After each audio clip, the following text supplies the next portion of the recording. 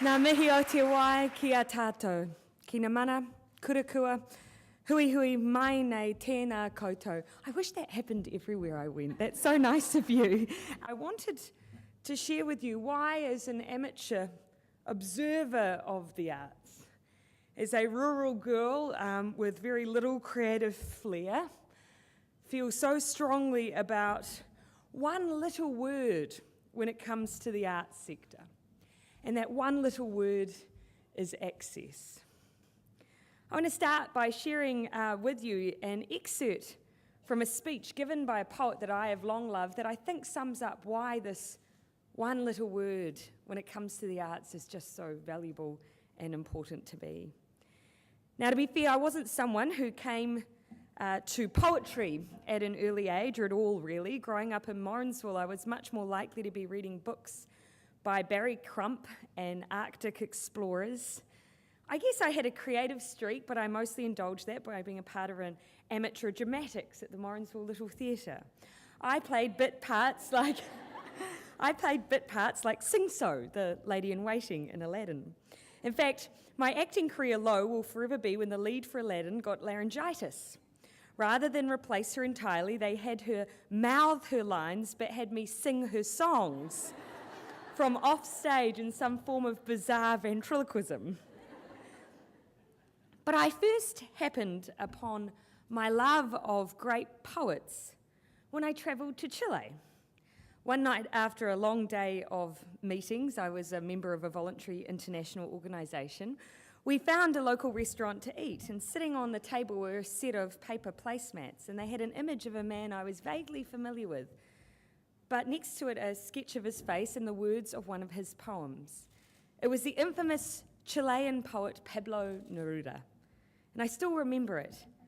A beautiful poem about wine on a placemat, a cliche really, but I was completely captivated by it.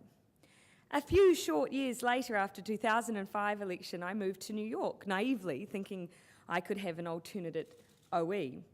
I had no job, and getting a valid visa was reliant on me doing just that. It was winter, and the days were short, cold, and quite lonely, and I was also flat broke and listening to far too much James Blunt.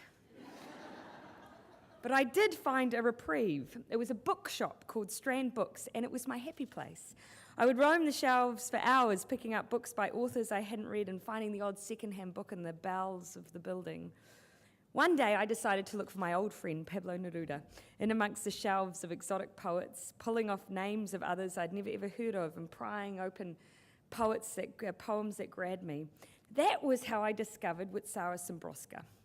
She was a post-World War II poet from Poland whose experience in life was about as far from mine as it could possibly be.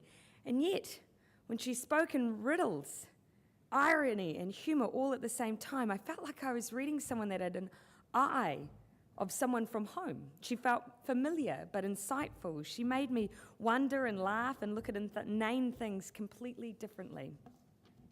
I remember going home that night to walking up into my small flat I shared with a friend and looking up Wisława Szymborska online. She'd won the Nobel Prize for Literature in 2012, and even her acceptance speech for this illustrious prize was breathtaking.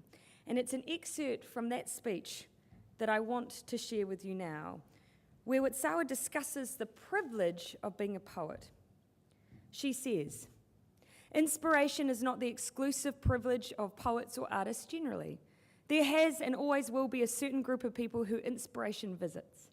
It's made up of all those who have consciously chosen their calling and do their job with love and imagination.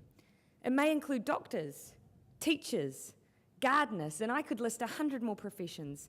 Their work becomes a continuous adventure as long as they manage to keep discovering new challenges in it. Difficulties and setbacks never quell their curiosity.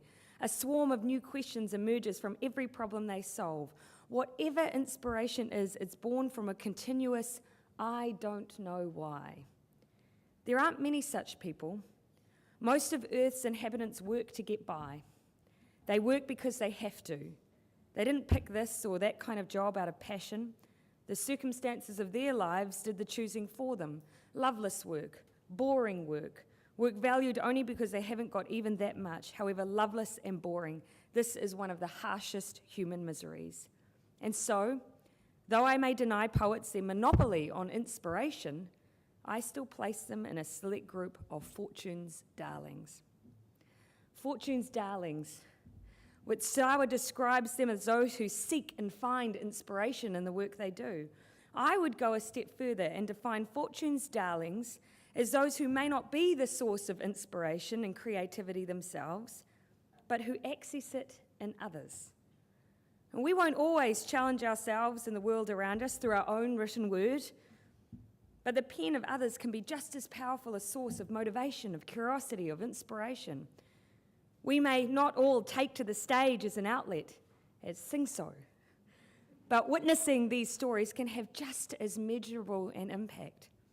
In my mind, Fortune's darlings are not just those that inspire, they are also those who are inspired.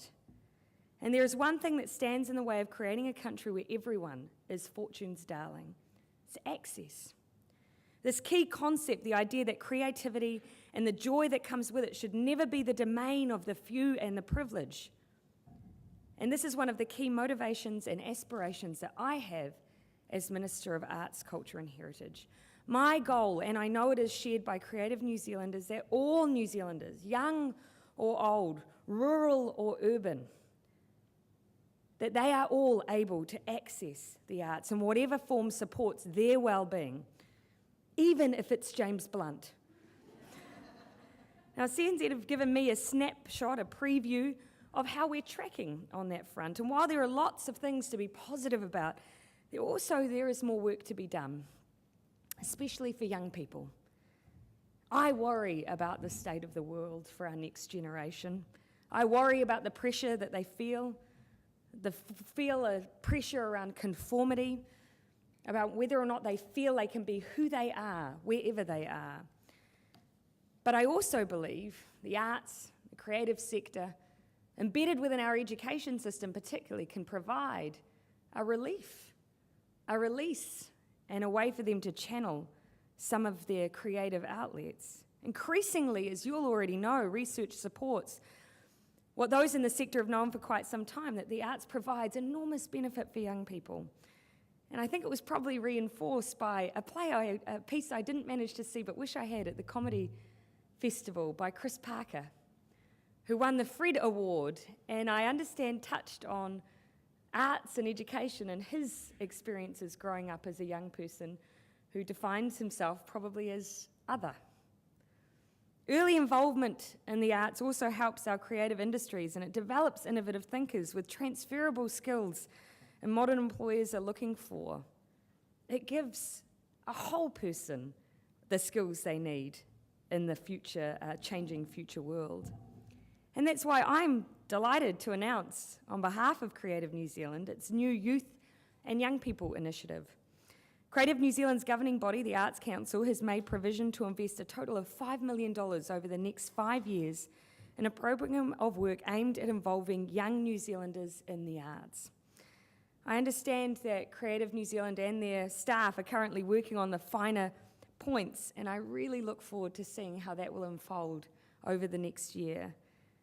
I'm really pleased as well that CNZ is taking the lead on an initiative like that, and I encourage everyone today to take away ideas and to spark conversations about how we engage, not just young people with the arts, but how we engage as the centre, how the government engages through education in particular with our young people.